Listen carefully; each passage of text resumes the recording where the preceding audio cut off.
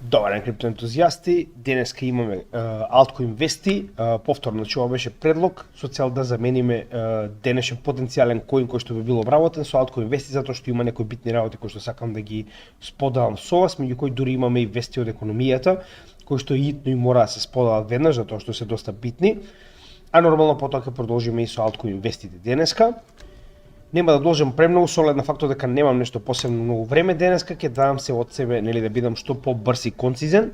Значи најбитната работа која што мораме да споделиме од да речем традиционалната економија и во оваа ситуација геополитика повторно е фактот дека моментално во Либија имаме, да речеме, на некој начин ескалација, каде што знаете дека Либија моментално е поделена на да речем два неофицијални дела, каде што едната влада која што е призната од прозападната, како да наречем, геосфера, моментално со главен град во Триполи, е буквално во крајна опозиција на она источна, да речем, источен дел од Либија кој што е со центар во Бенгази. Каде е овдека проблемот? Значи ова е веќе долго време, зборуваме за повеќе од 10 години цивилна војна, откако нормално донесоа демократија и губија Гадафи и ја уништија најбогатата земја во Африка. Значи тоа е друга тема, нема да налегуваме. Проблемот што е? Затоа што моментално источната страна има голем дел затоа што е многу поголем дел од Либија, има голем дел од производството на нафта. И во оваа ситуација поради ваквиот конфликт, каде што нормално западниот дел затоа што не добива ништо од оваа нафта која што излегува од Либија, значи во така речено препирка помеѓу нив, се уште не е ни точно објаснето што е точно препирката. Значи идејата е наводно дека има на некој начин конфликт за тоа кој ќе биде одговорен за Централната банка на Либија како, да речем, цела земја, и поради ова, значи источната страна на Либија одлучува да направи притисок врз западната со тоа што ќе го блокира целосно производството кое што Либија го прави на нафта, значи веднаш. Сакам да кажам, значи едно е вие да го намалите производството, друго е целосно да го запрете. Зошто е ова проблем? Значи кога би погледнале само како држава, Либија не би изгледала толку страшно, но ќе ви објаснам зошто. Затоа и верувам дека ова може да предизвика малку подолготраен ефект, доколку ова не се реши наскоро. Зошто го велам тоа? Значи прво, Либија не е мала кога станува збор за резерви на нафта, истата е 9-та во светот, но тоа моментално не менува ништо, затоа што не се потребни сите резерви, туку потребно е секојдневната производство на нафта во Либија да продолжи. Зошто го велиме тоа? Затоа што истата произведува, значи според најновите, пред еден час е ова на некој начин нова информација од самиот артикал, дека произведува околу 1,2 милиони барели на ден. Сега, кога би го споредиле тоа со останатите сили, како би изгледал, значи ова е од 2023 година, значи дека е релативно нова информација. Значи погледнете. Мурика произведува 12,9. Значи затоа што произведува во исто време и со крадење од Ирак и со крадење од Сирија, но како и да е, значи не е толку страшно, така, со оглед на фактот дека Саудиска Арабија произведува 9,7, би си рекле, па добро да 1,2 не е нешто многу, така? Сега ќе ви кажам зошто. Затоа што вие овдека практично едно е кога намалувате одреден дел, така. Ако се сеќавате, значи кога намалуваа Русија и Саудиска Арабија заедно, намалуваа во одреден процент.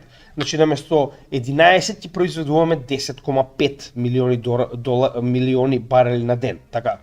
Додека во оваа ситуација вие имате момент каде што веднаш се скусени 1,2 милиони барели нафта.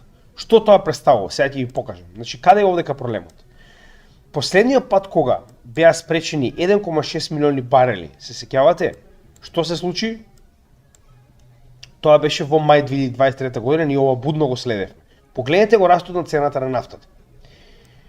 Кога дополнително беа намалени 1,2 милиони барели, што се случи? Погледнете го растот на нафтата. Во оваа ситуација го имаме отприлика истиот ефект, затоа што овдека вие имате сега 1,2 милиони барели кои што веднаш се скусени од пазарот и нема да ги има следниот ден. Нема да ги има ни по една недела ако ова не се реши. Тоа е проблемот. Што значи дека колку подолго ќе се држи овој извор на нафта надвор од производство, поради што и да е ова што моментално случува помеѓу нив, ќе го обработиме подетално, сега нормално не во ова, затоа што ова е вести за алткоини, значи ќе предизвика дополнителен раст на цената на нафтата после вчерашната и завчерашната ескалација помеѓу Израел и Хезболах. Така да не заборавајте дека сега нова само уште Либија ни фалеше за уште толку да зголеми како ќе расте вредноста на нафтата. Останува да видиме, но ова е нешто што мораме да го забележиме, значи само сакав да ви го потенцирам затоа што моментално се случува и не е мала да речам ситуација, значи нешто што навистина треба да обрнеме внимание. Пред да навлеземе во алткоините, само на кратко би сакал да ги погледнам и биткоин спот ETFs, значи погледнете. Буквално после секој голем скок сме имале на некој начин одмор би рекол, значи еве и сега на некој начин имаме стагнација, пред конечно продолжи да се движи пазарот нагоре, но веќе гледаме дека тоа се случува. Значи посебно вчера, замислете, после таков момент каде што имавме голема ескалација на Блискиот Исток, можеме да видиме дека BlackRock, макар и другите да ги заборавиме за момент, BlackRock во последните 3 дена купил 75,5 милиони биткоин, зборуваме долари, 86,8 милиони долари биткоин и вчера неверојатни 224 милиони биткоин. Ова е рекорд за овој месец. Значи дека имаме огромна количина на пари која што посебно од BlackRock влегува во биткоин. Другите влегува, да, но гледаме дека не е толку конзистентно како што тоа моментално е во случајот со IBIT, со биткоин спот ETF. Исто така гледаме дека и во Хонг Конг дури, значи биткоин спот ETF успеале да надминат 2 милиони долари, ова се хонконгшки долари. Така да ова е 2 милиарди, се извинувам, 2 милиарди хонконгшки долари, со тоа што ова е големо достигнување, че ова за прв пат се случува и тоа можеме да го погледнеме на овој дел овде, затоа што овдека на Apollo ги имаме и хонконгшките ETFs, само да ги погледнеме како изгледаат. Значи, гледате, има спајк овдека и тоа е практично моментот каде што сега, знаете што е жално, овдека многу касни. Значи, ние имаме податоци за 15 јули. Значи дека е доста назад и се уште не се апдейтирани новите, гледате колку наназад е практично во оваа ситуација податокот кој што го имаме и затоа допре, гледате, овдека е до 10 до 10 јуни е. Значи навистина имаме каснење на информациите поради некоја причина, така да мораме да веруваме на ова. За жал за биткоин немаме баш за биткоин во Хонг Конг некој добар тракер сега за сега, затоа што се посебно овдека ги дава заедно и затоа се надевам дека ќе бидат актуелно, нели, со новата цена, но посебно ги има. Значи посебно може да ги најдете на овој, само да ви го покажам, чисто ако сакате да го следите, значи на овој тракер ги има и посебно. А тоа е Blockworks. Значи овдека може да ги најдете и тие што се во Хонг Конг, но проблемот е што се еден по еден. Сега треба да седнеме и да ги збираме нели колку се заедно. Овдека се сите биткоин спот ETFs, вклучувајќи и тие во Хонг Конг. Како и да е сега. Чисто за подсетување, ако се сеќавате на овој видео, значи ако се сеќавате, јас ви го покажав ова видео каде што ви кажав дека вака изгледа идејата на тоа што потенцијално се обидува да направи BlackRock. Мислам дека ова видео на кратко многу јасно објаснува што точно BlackRock сака да направи со биткоин и мислам дека подобро е да го проследиме за оние кои што го пропуштиле првиот пат. Така, значи се продавате табла јајца, свинови биткоин.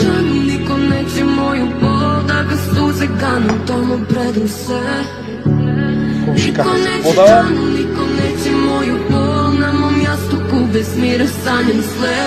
Си ги купувате од комшиката сите биткоини и автоматски тоа е ситуација во која што сега вие значи многу јасно и многу лесно објаснување, мислам дека полесно од ова не може да биде. Значи буквално тоа што моментално го гледаме на пазарот е BlackRock се спитува што може повеќе да биткоин. Значи нема друго објаснување зошто кога сите стагнираат и понатаму гледаме енормно купување кога станува збор за BlackRock. Значи ќе потсетам уште еднаш, BlackRock нас не ни е пријател, BlackRock нас воопште не ни мисли добро.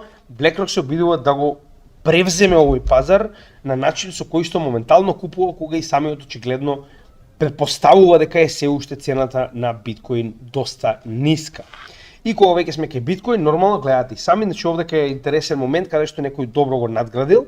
Значи она што ние постојано го зборуваме, само сакам да ви покажам дека некој друг го представил исто така на овој чарт, односно погледнете. Значи буквално во времето на самиот халвинг, тоа се овие линии, гледаме дека во сите досегашни циклуси, вклучувајќи го и овој, кој што е четвртиот моментално, гледаме стагнација, односно акумулација на цената на биткоин. Без разлика дали истата била малку во скок, па потоа стагнирала, дали била прво стагнација па скокнала, како и да е. Во секој случај гледаме полиња на акумулација, нели, некаде како во оваа ситуација кај што имавме, нели, страф од пандемијата, имавме дури и дамп, но како и да е. Генерално, сега за сега во целиот овој период околу халвингот, до сега имаме истата приказна како и во претходните 3 циклуси. Ништо надвор од вообичаеното.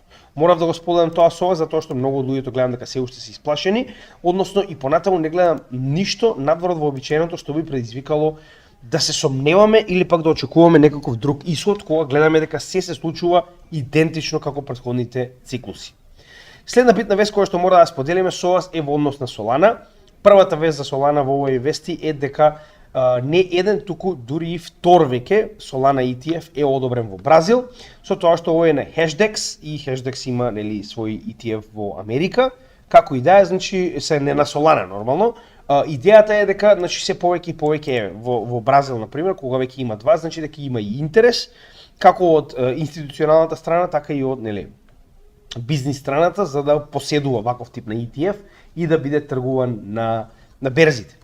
Сега, втората вест за жал не е толку позитивна. Зошто? Значи се уште се толкува, не можеме да скокаме на заклучоци, да ни биде јасно. Значи првата и најбитна работа која што мора веднаш да спомнеме е фактот дека официјално е запрена процедурата за ETF на Solana во Мурика. Односно, SEC буквално никогаш не ги ни примил апликациите, јас тој дел не го знаев, но официјално SEC никогаш не дал, еве сега например после истражување, значи јас отворив неколку различни места, нели, да видам што се случува. Односно според постот на Summers, кој да е, не е ни битно, значи вели претходно апликациите кои што биле доставени на Чикаго, нели, Mercantile Exchange, значи истите се отстранети. Односно овдека веќе стоеле апликациите кои што, нели, се чекало да видат како ќе биде реакцијата од SEC, а сега вика моментално веќе не се таму. Единствена која што останата е на VanEck. Значи на 21 shares и уште една се отстранети и една е практично и повлечена дури како што може да видам овдека. Значи само да видам која беше, имаше уште една, трета, значи 3 беа. Третата ја имаат повлечено самите подносители, додека 21 shares за отстраната, единствено која што останува наводно е VanEck. Значи онаа регистрациона форма. Сега овдека во оваа статија дури и се потврдува фактот дека значи самиот SEC никогаш не ги примил. Значи ова дури ако биле аплицирани и поднесени апликациите, никогаш не дал соодветен документ дека ги зема во предвид, дека ги разгледува. Со тоа што вели, во оваа ситуација, значи ваквото отстранување е буквално поради на некој начин наредба на SEC, затоа што и тоа сега овдека се уште нема јасно зошто е сето ова, значи едноставно се уште не се обелоденети тие информации. Значи главната шпекулација е фактот дека и понатаму Solana е во Binance и Coinbase случајот против SEC, каде што SEC буквално, тоест обратно, SEC против Binance и Coinbase, каде што SEC се уште се обидува да така речено докаже дека Solana представува хартија од вредност. Сега овдека се враќаме, затоа и го запишав. Значи еве, затоа е толку битна правна јаснотија во однос на тоа кој е статусот на ова добро, затоа што еве што ќе се случи. Гледате? Значи во оваа ситуација сега SEC вели додека не се добие јасност за тоа што уствари представува Solana, не можеме воопште ни да размислуваме, ниту пак да ги земеме во превид овие апликации, очигледно според тоа што го гледам. Сега, овдека втората шпекулација е фактот дека поради кои да се причините поради кои што да речем SEC не дозволил да биде прифатена оваа апликација сега, наводно се очекува дека потенцијално и VanEck и 21 shares и онаа трета апликација која што искрено не знам како се викаше апликантот, ќе ги сменат и ќе ги на некој начин прилагодат и повторно поднесат овие пријави. Сега, дали тоа ќе случи или не останува да видиме, но според она што досега го видов, се очекува дека овој процес ќе се забави поради тоа што, пак ќе кажам, голема веројатност дека SEC и понатаму ќе се движи кон онаа логика дека се уште нема јасна, да речам, правна одлука како за целиот крипто, значи се уште немаме ние јасен закон, се разбираме. Значи законот е донесен во однос на тоа, нели, дека оние кои што се подецентрализирани ќе бидат под ингеренции на Комисијата за ресурси, а оние кои што се поцентрализирани ќе бидат под ингеренција на Комисијата за хартија од вредност, но не заборавајте дека ова е одлука на Конгрес, јас ако не се лажам се уште не е премината во закон и буквално значи знаете дека се уште постојат опции дека гериатрија Џо нели со последните сили ќе го банира можеби потенцијално и ова, така да поради оваа причина верувам дека затоа и се случува ова што моментално го гледаме. Сега од друг аспект па гледате се која е разликата помеѓу валута како XRP која што има јасноти, која што има пресуда, која што е сега се уште не е финална затоа што имаат процес на тоест период за потенцијална жалба, но тоа не го менува фактот дека имаат пресуда која што тврди, значи со одлука на суд, дека XRP не представува хартија од вредност. Значи ако тоа беше Solana, во оваа ситуација немаше да има таков проблем. И SEC немаше да има избор освен да ја прифати оваа апликација. Не само да прифати, туку ќе мора и да одобри, затоа што судот му наложил дека ова не представува хартија од вредност, што значи дека првенствено он нема ни да има право да ја надгледува работата на кој да е овој ETF, се разбираме. Како и да е. Значи ова е само да ви објаснам како прилика би изгледал, иако јас нормално не сум специјалист, значи тоа е сосема поинакво право кај нив. Знаете дека нивното право се базира на пресуди, а не на закон. Значи не знам што да кажам, тоа case by case law е смешно, но тоа е тоа, нели? Демократија. Како и да е. Значи за жал, пак ќе кажам ова не е добро, значи јас мене не ми е мило за ова. Значи јас напротив би рекол, јас се надевам дека што побрзо ќе биде ова и што побрзо ќе помине, затоа што има доста големи бекери кои што гледам дека моментално буткаат за ова да помине, затоа што колку побрзо ќе помине потенцијален Solana ETF, толку потенцијално ќе добиеме и ETF за други алткоини. Така да ова воопште не беше добро ако мене ме прашувате. Немам јас воопште никаква намера Solana да не успее. Само ако веќе успева треба да си го попри блокчейнот, тоа ми е поентата.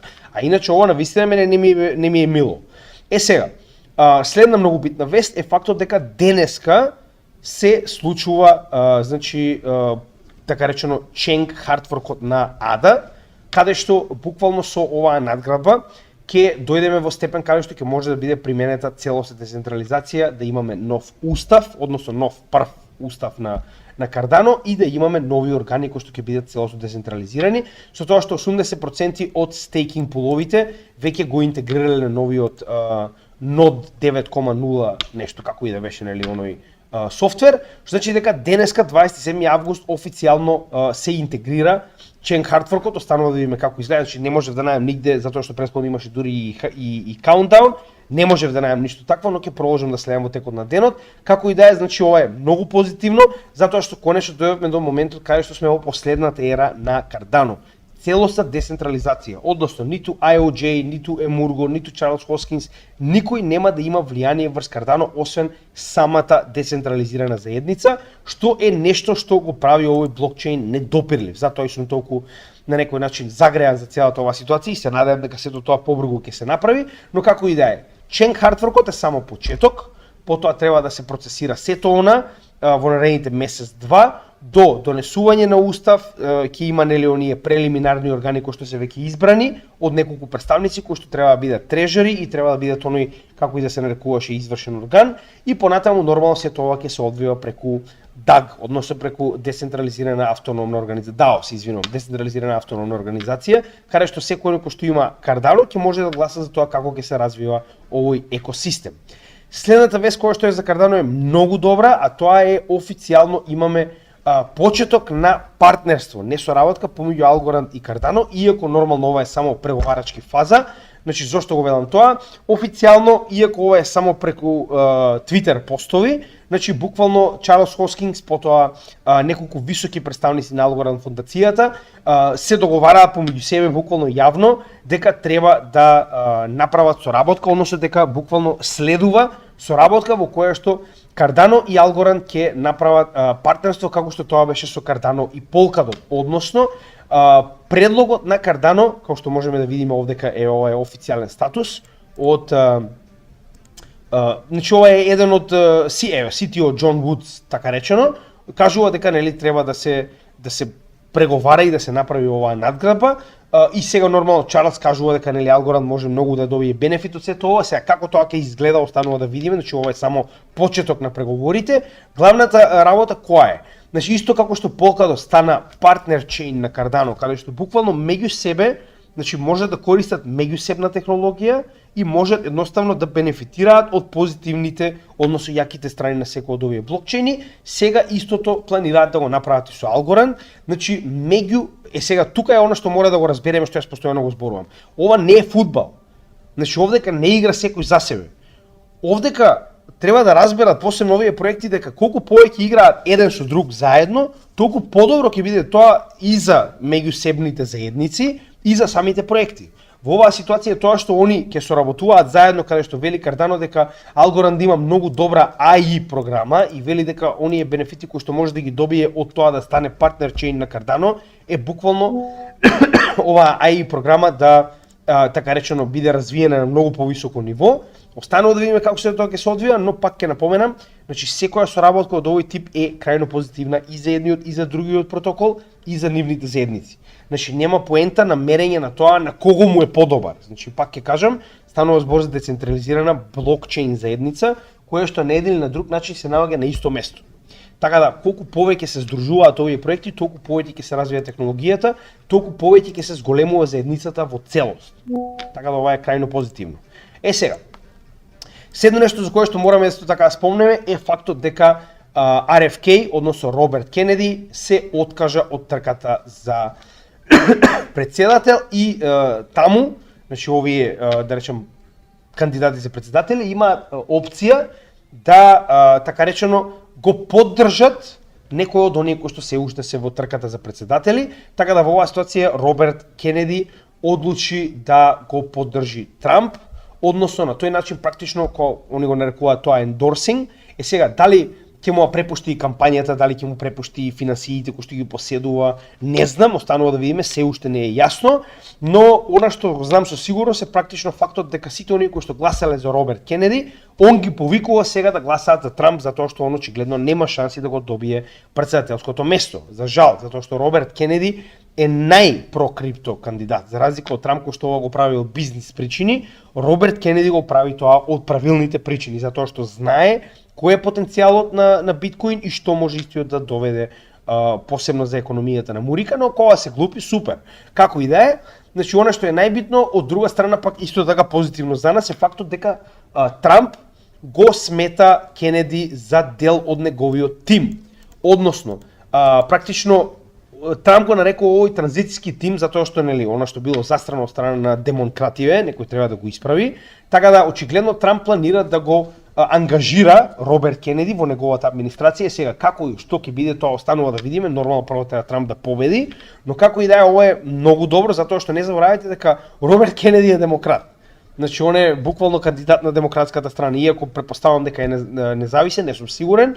Значи ова се два крајно прокрипто кандидати кои што нас ни одговара да работат заедно и се надевам дека навистина Роберт Кенеди ќе биде дел од оваа администрација следна, затоа што ако тоа се случи, тоа е еден крајно прокрипто политичар кој што моментално има директна извршна моќ во Америка и тоа не може да биде лошо за нас со сигурност.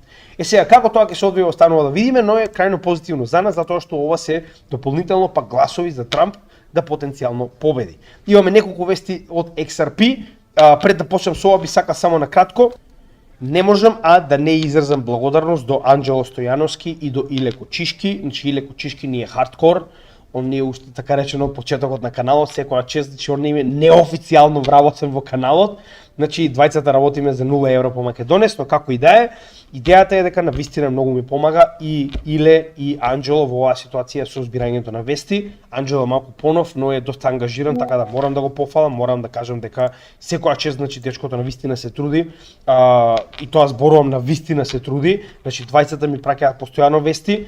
Не ме сакате погрешно момци, пред тоа имавме поинаков формат каде што јас буквално ги слеев сите пораки и собирав се што сте пратиле, но едноставно сега прво немам време, второ има енормна количина на пораки која што физички јас немам време да ја поминам, а не па да одговорам или пак да проследам што сте пишале, така се извинувам за тоа, но едноставно е невозможно. Ако имате некакви прашања, би ви препорачал да оставате коментари под видеата на YouTube, кои што давам се од себе да ги одговорам. Сега за сега не сум пропуштил да не бидат одговорени, можеби некогаш чекам 2-3 дена, но ги одговарам сите, а од друга страна многу често се случува и членови на заедницата, затоа и кажав јас многу пати, заедницата е многу моќна работа, каде што самата заедница ќе ви помогне дури и ја пред да го видам прашањето. Така да ако имате некакви прашања, мој совет е да ги поставувате во коментари, како на Facebook, каде што се нели официјалните постови, така и на видеата на YouTube. И ако јас не го видам, верувајте ми, има доста искусни луѓе кои што до сега многу пати помогнале и одговарале на прашање. Така да уште еднаш, Анџело и Иле, секоја чест, ви благодарам, продолжуваме понатаму момци. Нормално вашата соработка значи многу, ми помага да едноставно добиеме што повеќе вести, затоа што колку и да се трудите, еден пар очи гледаат многу помалку од 3-6 илјада пара, затоа и постојано зборувам дека моќта е во заедницата. Допрва ќе го ангажираме тој потенцијал на заедницата, но сега за сега не можам, затоа што не можам да се посветам целосно на канал. Понатаму ќе биде друга ситуација. Сега, значи, пак ќе кажам, денеска посебно за XRP добив многу вести од Анџело, така да секоја чест. Вака, значи првата вест вели XRP goes global, за тоа што некоја компанија, криптокомпанија, само да видим како беше незиното име, го заборавив, Crypto News Flash, значи буквално истражува, каде што вели дека досега успеале да најдат 1700 договори со најразлични глобални финансиски играчи за интеграција на XRP, односно RippleNet, односно нивниот XRP Ledger. Така да ова е крајно позитивно и од друга страна се овдека навлегува во детали дека нели работат на крајно многу проекти на CBDC, како во Јужна Америка, така и низ целиот свет. Дополнително не се само CBDC-те во оваа ситуација, туку станува збор за партнерства со соодветни банки, компании за трансфер на пари. Низ целиот свет буквално моментално е застапен на 7 континенти, што е крајно добро. Значи ви покажува дека станува збор за стварно глобален проект кој што има сопствена мрежа. Ова е малку постара, но јас искрено дали сум го пропуштил или пак сум го бил претходно сум заборавил, но како и да е, значи знаете, ова е Amazon Web Services, значи може да погледнете дека е излистан Ripple како официјален партнер, кој што буквално објаснува дека плаќањата е сега. Дали ова официјално се случува сега на Amazon или не сум сигурен, но битно е дека овдека јавно стои дека моментално Ripple представува, како што може видите и сами, on-demand liquidity и process real-time payments е буквално RippleNet, тоа што ние го зборувавме, односно on-demand liquidity provider-от или XRP Ledger, како сакате. Значи, во оваа ситуација тоа е крајно позитивно, затоа што знаете и сами дека Amazon е джин, значи магнат, и ова е веќе ново, пред само 3 дена официјално Ripple ја става Bank of America како еден од партнерите на својата официјална веб страна. Со тоа што значи ова не може туку така да одлучи Ripple да го стави како партнер, а да не забораваме дека Bank of America, ако не се лажеме, трета по големина банка во Америка. Така да ова е крајно позитивно, морам да го споделам со вас. Сега доаѓаме потенцијално до најбитната вест за денес, а тоа е дека официјално Sony лансира Layer 2 платформа на Ethereum. Значи Sony ќе лансира Layer 2 кој што ќе се нарекува Soneum. Сега, дали ќе има собствена технологија или не, останува да видиме, но во однос на тоа како се партнерите кои што гледам овде, изгледа дека ќе позајмува технологија, нешто слично на Base. Не можам да шпекулирам пред време, затоа што овдека не е детално објаснето, но она што е најбитно е фактот дека Sony е свесен кој е потенцијалот на блокчейн и овдека конечно, значи ваков голем бренд нас ни треба за конечно да го пренесе гейминг секторот во блокчейн ерата. Со тоа што вели, значи самиот Soneum ќе биде направен да биде јавен блокчейн, каде што ќе може значи и софтвер девелопери и играчи да учествуваат, со тоа што нормално како и секогаш веднаш се најавува NFT Marketplace, веднаш се јавува Web3 Games, значи буквално планираат Sony игрите понатаму да бидат развивани на блокчейн, каде што Soneum ќе биде така речено Layer 2 на Ethereum, на кој што ќе се наоѓаат овие игри. Очигледно според ова што гледаме, делот кој што највеќе ми се допаѓа е NFT Marketplace, затоа што знаете и сами дека што и да купувате на Sony, практично вие не го поседувате, туку станува збор за Sony ви дозволува да го користите. Тоа е како да сте изнајмиле трајно нешто, се разбираме. Додека ако имате NFTs и ако купите играта, тогаш вие официјално ја посетувате играта како еден од овие NFT коини, така да ова е крајно позитивно ако мене прашувате, еден од најдобрите вести кои што ги слушнал неделава. Сега овдека не застанува, туку погледнете до каде трга целата оваа ситуација. Значи кога влегува Sony не влегува со малку, влегува со сета сила. Значи веднаш се така речено регрутирани првенствено Astar, кој што треба да биде заложен за ZK EVM, затоа реков дека потенцијално ќе позајмува технологија, според тоа што го гледам. Astar е еден од проектите на Polygon, проектите на Polkadot. Јас дури поседувам Astar. Значи во истиот инвестирав уште кога Polkadot почна со оние аукции, каде што Astar беше еден од првите. Дали беше првата или втората аукција да му тепате, не се сеќавам, но како идеја, значи Astar е буквално Layer 2 која што е во исто време компатибилна со Ethereum. Така да ова е многу паметно од страна на Sony, затоа што со тоа што они го користат Astar, матично се компатибилни со Polkadot. Сега, значи они го користат Astar за својот Zero Knowledge Ethereum Virtual Machine, Layer 2. Сега, како пак, значи ова е јас што сум успеал да склопам до сега, дополнително вели, го користат Optimism во однос на технологијата за Layer 2. Значи ако се сеќавате, Optimism се обидува да го изгради овој суперчейн каде што сите Layer 2 ќе можат да комуницираат едни со други, така да очигледно се заинтересирани за да бидат дел од тоа, значи Optimism е дел од сето ова и нормално кој ако не, значи самиот Chainlink како најголемиот Chainlink Labs, односно како најголемиот официјално и незаменлив Oracle во блокчейн технологијата. Ова се значи директно само во еден пост 3 партнери и тоа значи секој со различна намена, значи очигледно ZK EVM како компатибилност, очигледно за самиот Layer 2. Optimism, како што можеме да видиме, користат за интероперабилност помеѓу другите Layer 2, затоа што Optimism најави дека до наредната година ќе има веќе суперчейн, кој што представува компатибилност на сите Layer 2 помеѓу себе на Ethereum екосистемот и нормално, како што веќе кажавме, Chainlink, затоа што станува збор за најголемиот Oracle. Без Oracle џабе е се, а Sony не може да функционира со надворешниот свет без разлика, ако е на блокчейн, доколку нема Oracle, така да нормално дека ќе го користи Chainlink. Следен партнер на Soneum е Alchemy Pay. Сега овдека за жал на вистина не е објаснето зошто и што и како ќе биде, но и ова е на официјалната страна на Alchemy, истото го има и на Twitter, го има сегде, но не е објаснето точно што ќе биде поврзаноста. Сега со оглед на фактот дека Alchemy е онлайн payments и онборд и офборд, јас верувам дека тоа и ќе биде неговата поврзаност. Значи нормално дека на Sony му е потребна платформа каде што ќе може да прима пари, така и да праќа пари во оваа ситуација во блокчейн верзија. Така да верувам дека затоа и Alchemy Pay е во игра, како што можеме да видиме. И последен е The Graph, кој што е матично AI проект, со оглед на тоа што овде има само мало објаснување, фактот дека наводно The Graph ќе биде користен како тестнет за како лансирање на сега пак како ова ќе изгледа, стварно не знам. Значи ова е некоја голема приказна што допрва ќе ја гледаме, но ова се сите партнери кои што ги кажа, значи Soneum, односно Sony, на самиот почеток со тоа што овдека може и да ги видиме. Astar, значи ова е на нивната страна официјално. Значи едно е сега они да го пишат тоа на сопствената страна како партнери сме со Sony, друго е ова е Soneum, официјалната страна на Sony, каде што во екосистем се ставени и Astar, Alchemy Pay, Chainlink, Graph, Optimism, Circle. Добро, Circle нормално, stablecoin ви е потребен, значи вие да го имате Alchemy Pay, без Circle ви е џабе, така. Значи дека буквално се што ви е потребно, во овие 6, значи Soneum успеал да собере со цел да се интегрира во блокчейн. Како тоа ќе се одвие останува да видиме, но е крајно позитивно за нас. Следна битна вест која што морам да напоменам е Telegram доби дамп на цената. Зошто е тоа така, знаете и сами. Значи ова веќе не е нова вест, јас не можам да ја споделам до сега затоа што немаше во што да ја споделам.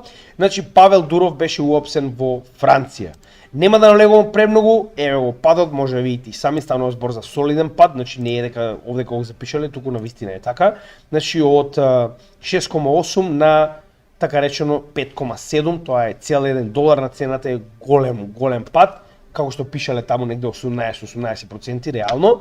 Сега значи целата да речем сите оние кои што го во оваа ситуација поддржуваат Павел Дуров, дури гледате дека они Toncoin го има сменето своето лого, значи моментално ја ставаат оваа слика, тоа е куче со капулјача, значи со худи, како би рекле они, кое што треба да представува резистенс, знаете и сами, капулјача е најчесто навивачка ствар, зошто сите знаеме, сме биле навивачи, да не ви кажувам, нели? Поздрав до моите, поздрав до гемиџиите, поздрав до Борец назад во Велес.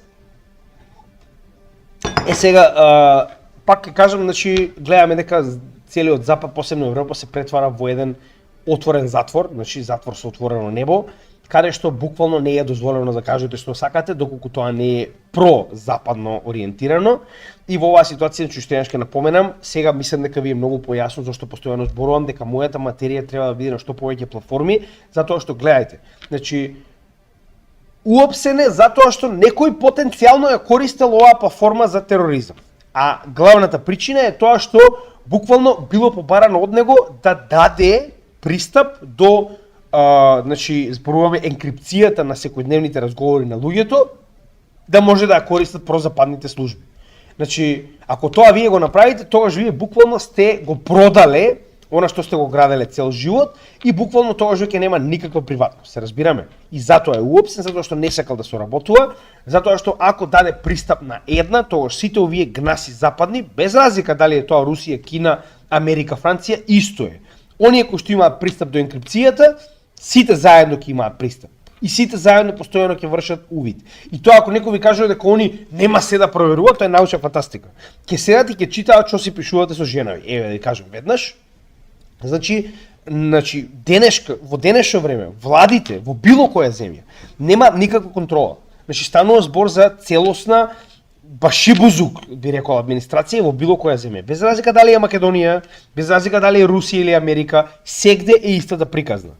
Во ред има голема промена кога би земале на глобален план како тоа го применуваат, но пак ќе кажам, секоја чест јас не сум некој посебен фан на Павел Дуров, затоа што и самиот он си имал некои, да речем, пропусти, но како и да е во оваа ситуација дечкото е сосема во право и се надевам дека нема да потклекне, се надевам дека нема да дозволи никој да така речено ја разбие оваа енкрипција. Друга битна работа која што треба да напоменеме е дека според тоа што успеав да го видам, неговиот тим веќе има бекап стратегија и тоа они како што успеа да кажат имале развиена стратегија уште одамна, што доколку е уапсен некој во оваа ситуација како креаторот Павел Дуров, значи буквално знаат кои се така речено следните чекори што мора да ги превземат. Сега верувам дека ова е дури и за заштита на клиентите, така да од кај знаат они дека нема сега моментално ција да го киднапира Павел Дуров и во некој, не знам, ирачки подрум да го тепаат до смрт додека не признае или додека не објасни како да биде разбиена енкрипцијата.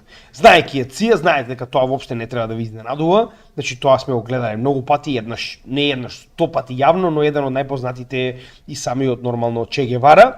Така да сакам да ви кажам дека ова што го гледаме, ако мене прашувате, воопште не, значи нешто што е сосема веќе нормално за жал во светот, значи тоа е реалноста. Само сакам да кажам дека мораме да продолжиме, значи овдека застана многу луѓе во негова одбрана, како и македонецот кој што го поседува Рамбл, како и Илон Маск, како и останатите кои што навистина се уште се обидуваат да задржат она малку слобода на говор која што го имаме и јас, иако можеби не сум ништо посебно, би се задржал на нивната страна како и секогаш нормално, слободата на говорот треба да биде приоритет секогаш. Така да уште еднаш ќе напоменам, секоја поддршка за дечкото, се надевам дека ќе се заврши оваа драма многу брзо и потенцијално позитивно. Тетер се шири на Aptos. Aptos е, знаете и сами, екосистем Layer 1, каде што Тетер моментално станува достапен на целиот овој екосистем, тоа е крајно позитивно. Значи, кога имаме поддршка од Тетер и од Circle на почеток, натаму ќе видиме и за останатите нормално, тоа е крајно позитивно за еден екосистем, затоа што знаете и сами дека Тетер е број 1. Значи, моментално е 2 пати, 3 пати поголем од Circle, од USDC, што значи дека без Тетер вашиот екосистем е така речено без вода. Значи, потребно ви е пристап до стейблкоини, затоа што моментално се уште целата криптосфера функционира преку стейблкоини. Допрва ќе дојде времето кога можеби нема да имаме потреба стейблкоини затоа што и нема да користиме кеш или пак секојдневни валути, но до тогаш стейблкоините и понатаму се закон. Така да без стейблкоин вашиот екосистем е едноставно отсечен. Тетер моментално исто така започнува и со Dirham backed stablecoin. Сега како ќе се нарекува? AAD, само да видам, да. Ево, AAD ќе се нарекува овој стейблкоин, што ќе биде матичен нормално за Обединетите арапски емирати, каде што буквално Тетер ќе направи стейблкоин кој што ќе биде така речено нели пегнат, значи ќе биде во корелација со цената на официјалниот дирхам Значи ова е позитивно затоа што знаете дека моментално една од најголемите колевки за развој на блокчейн технологијата е Обединетите арапски емирати, така да ова е крајно позитивно за оваа земја. Значи гледаме дека се повеќе и повеќе оваа земја се движи кон тој правец. Сега, PayPal, значи моментално нивниот PYUSD, тоа и они имаат свој стейблкоин, а знаете дека PayPal е една од најголемите светски, зборувам глобални компании кога станува збор за плаќање и праќање пари, каде што вели нивниот стейблкоин стигнува до 1 милиарда долари маркет кап. Со тоа што погледнете го растот на адреси кои што користат моментално PYUSD, значи погледнете. Од така речено 2000 адреси во октомври би рекол овдека, значи во октомври 2023 година, значи за една година ние сме стигнале до 26.000 активни адреси. Сега значи ова и тоа зборуваме месечно активни адреси, така да ова е доста голема бројка. Идејата која е? Значи овој покажува дека не е еден шампион и другите нема место. Напротив, гледаме дека и во стейблкоините, значи сите овие нови кои што испаѓаат како што е моментално на PYUSD на PayPal, понатаму нели ќе видиме некои други сигурно како што моментално очекуваме на XRP, да се зборам на Ripple да испадне како рекоа RIP-USD да излезе нивниот стейблкоин. Значи останува да видиме како се тоа ќе изгледа, но битно е дека се повеќе и повеќе расте интересот за токенизирани валути. Значи стейблкоините се буквално токенизација на секојдневните валути во оваа ситуација на доларот, значи дека се повеќе и повеќе расте потребата и интересот за овие валути. Тоа е крајно позитивно и ви покажува дека се движиме кон дигитализација, се движиме кон секојдневно користење на блокчейн технологијата.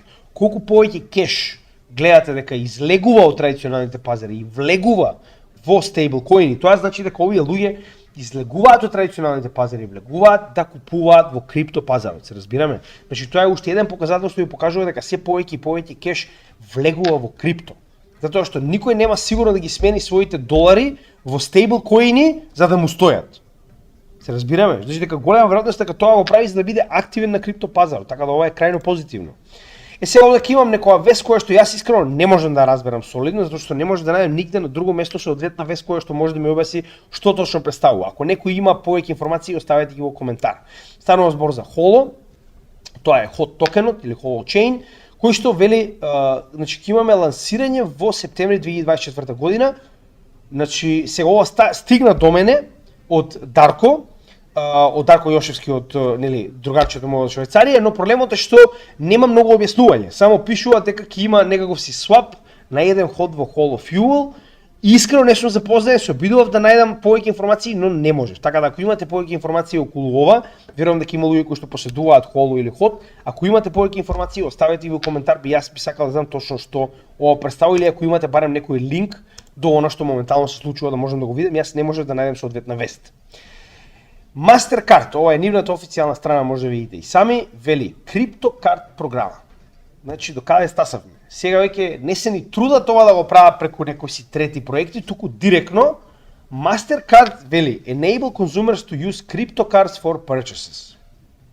Се сеќавате ли кога пред една година ви кажав дека се движиме кон ситуација во која што веќе нема ни да има потреба да бараме off ramps? Односно, кога сте влегле во крипто секторот, нема да има ни потреба да барате да излезете. Еве ви прост пример.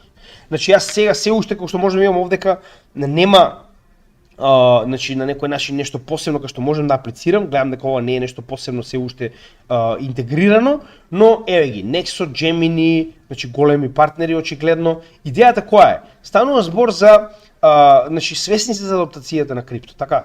И сега наједнаш нив им е јасно. Значи, или ќе се интегрирате, или ќе ве нема. Што значи дека или ќе бидете во текстот технологијата, или тука завршува приказната. Во оваа ситуација гледаме дека моментално им дошол паметот, конечно, се надевам, на големите играчи, затоа што Mastercard и Visa се најголемите процесори на транзакции во светот. Така да во оваа ситуација тоа е крајно позитивно и гледаме дека ова е уште еден доказ за глобална адаптација на крипто. Значи, што повеќе би ви кажало глобална адаптација на крипто ако Mastercard извадил своја крипто картичка. Значи, што да ви кажам повеќе од тоа. И Дубај официјално во нова одлука, претходно имала стара одлука во која што не го признал ова, но во нова одлука од 2024 година признава дека така речено дава право, тоа е на некој начин ова е судска пракса така речено во иднина, да може да биде користен било која тип било кој тип на криптовалута за плаќање на плата. Значи дека од сега па натаму во Обединетите арапски емирати ќе може да се користи било каков тип на криптовалута за плаќање на плата. Тоа е крајно позитивно, уште еден доказ дека навистина оваа земја посебно се труди што може повеќе да интегрира блокчейн технологијата. Сигурно се заостанати овие у Обединетите арапски емирати, нели, да не заборавиме, подобро знаат овие кај нас дома бангстериве. Значи само ви покажувам дека има земји кои што навистина гледаат која е иднината и се трудат да ја искористат максимално. Да не заборавиме за крај, значи се движиме конечно кон како што веќе кажавме, првата блокчейн, односно криптоконференција во Македонија, како и првата пушка, така и ова ќе биде во Прилеп, 31 август оваа сабота, така да ве очекувам за 5 дена. Јас сум крајно возбуден, се извинувам, 4 дена. Се надевам дека нема Визер да направат некоја глупост. Ако направат, тоа ќе треба да штрекуваме кај нив на аеродром. Како и да е, значи тоа е единствената пречка која што би ме спречила да дојдам на овој настан. Се надевам дека нема да има такви глупости. Значи 31.8, тоа е оваа сабота во 8:30 наутро во новото кино во Прилеп позади библиотеката Марко Цепенков. Ве очекуваме јас, Криптофил и Крис, кои што ќе разговараме секој на засебна тема. Значи многу лесно може да го најдете овој настан на нашата страна. Значи прва македонска криптоконференција, само запишете на Facebook ќе го најдете. Таму се запишани сите детали. Така да скоро е до крај, да речем, подготовката. Моментално Филип е во Македонија. Он е моментално оној кој што средува сала, кој што средува некои технички помагала. Јас успеав да најдам соодветен троножец кој што ќе ни помогне да направиме лайвстрим од овој настан. Така да не знам како ќе биде квалитетот, не можам да ви ветам ништо, ќе дадам се од себе да можеме да покажеме што може подобар квалитет, што може подобро шоу од сите нас кои што ќе бидеме таму, така да очекувате да биде интересно. Правиме за да може сите да го погледнат, дури и оние кои што не може да дојдат и да присуствуваат на овој настан. Значи јас верувам дека ќе биде доста интересно. И за крај, како и секогаш, се што барам од вас е за оваа работа која што ја правиме постојано за вас, за целиот македонски народ бесплатно, да ни помогнете да ја расшириме оваа едукација на што повеќе луѓе, а се што барам од вас е буквално да ја препорачате нашата работа доколку ви се допаѓа и нашиот канал, или пак едноставно лайк, шер, сабскрајб, комент на нашите содржини со цел алгоритмите на YouTube или останатите канали и содржини и социјални мрежи да ги споделуваат нашите содржини што повеќе. Така да, сето оно што го барам од вас, знаете и сами е само да ми помогнете да образуваме што може повеќе македонци пред почетокот на потенцијално најголемиот бул маркет на сите времења. Така да помогнете ми да помогнеме на што повеќе македонци. Буквално тоа е единствената цел на овој канал и вашето внимание е најголемата награда која што може да ја добијам. Само што преминавме преку 100.000 гледани часови. Значи тоа за мене е големо достигнување. Јас пак ќе кажам, овој канал можеше да биде на англиски. До сега да имаше 1 милион часови гледаност, но тие 1 милион часови никогаш немаше да ми значат како овие 100.000 од македонците низ целиот свет. Така да помогнете ми ова да не биде 100, да бидат многу повеќе, затоа што оваа материја е направена со цел да описмениме македонци. Ако тоа не го направи, тогаш нема поента ниту мојата работа, ниту пак ова што стои моментално на интернет. Ви благодарам, се гледаме во следното видео и поздрав од Крипто Гемиџија.